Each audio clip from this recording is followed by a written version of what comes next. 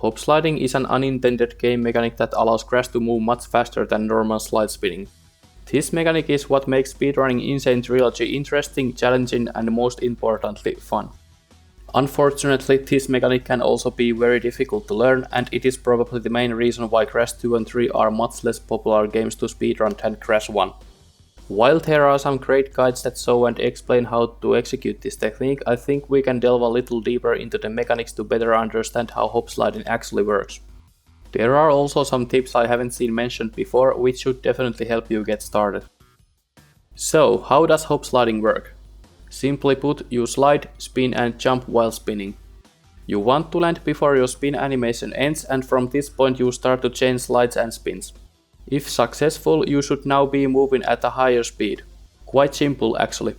Getting into this hop slide state can be achieved by landing on an elevated surface or by bonking your head on something which makes you land sooner. This can be done by hitting parts of the level or using box stacks of 3 or higher. Another more advanced technique is jumping right as you transition from slippery ground to normal ground.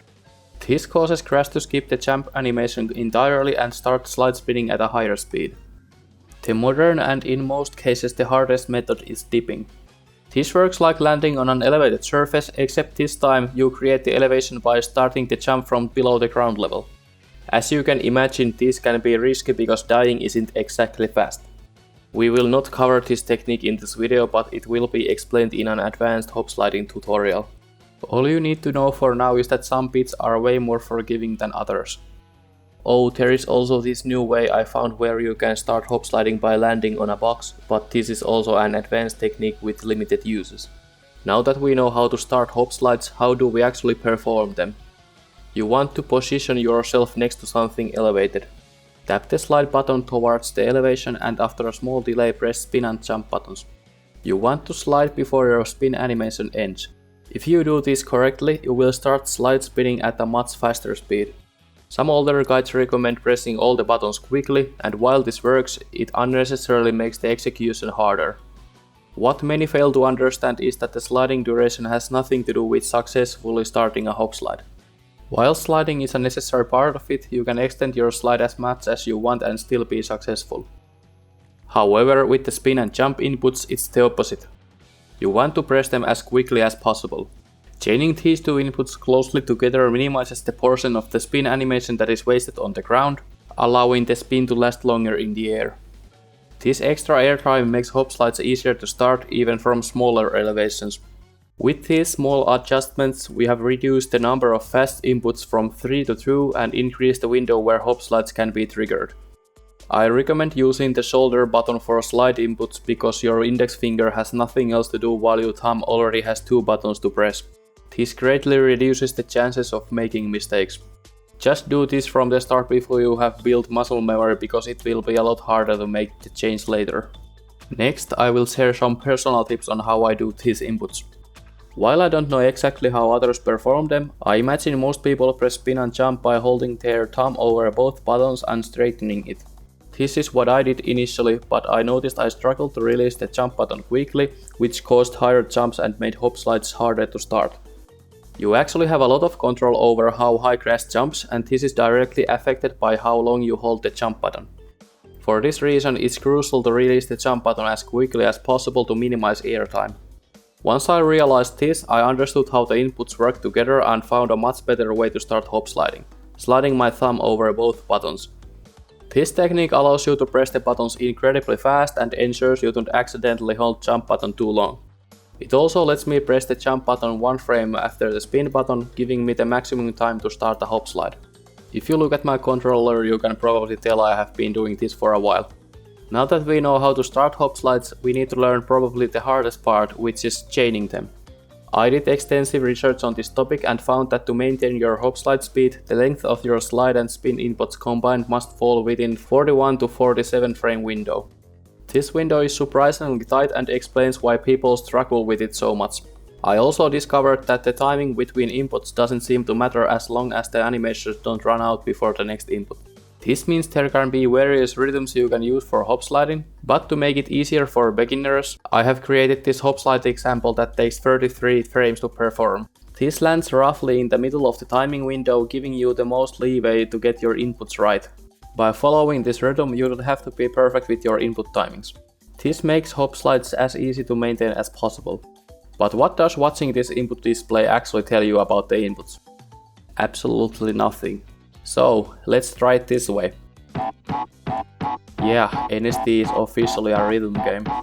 One important note about chaining slide spins is that you can press slide button at any time during your spin animation. Slide inputs will be buffered and executed as soon as your spin animation ends, and this can help you with consistency. While altering the rhythm can be useful in some cases, I strongly recommend sticking to this steady rhythm until you are more confident with the technique.